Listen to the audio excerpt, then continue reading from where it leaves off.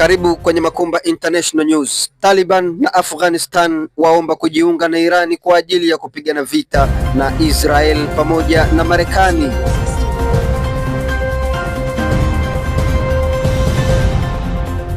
Afghanistan imepeleka vikosi maalum huko Irani kwa sababu ya kutoa msaada au mchango wao kama shukrani kwa Jamhuri ya Kiislamu ya Iran.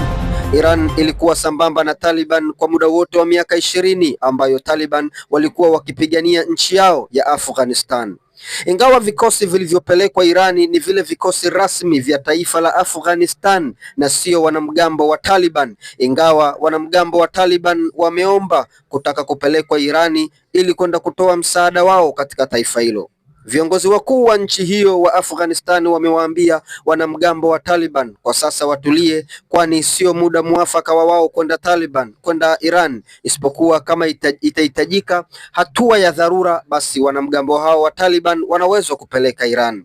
Taliban ni wapiganaji sugu wa golila wa staili, wana uwezo mkubwa wa kupigana vita vya chini na vita vya kustukia pamoja na kuvizia.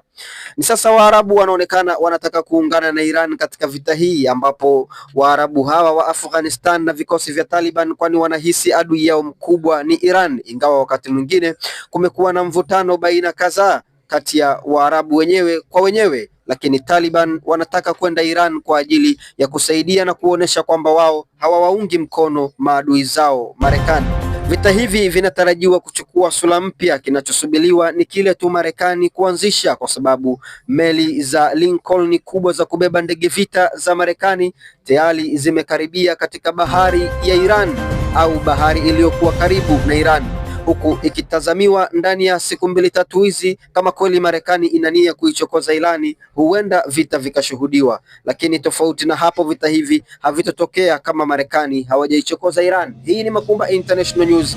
Endelea kubaki nasi katika habari za kimataifa, siasa, uchumi pamoja na teknolojia.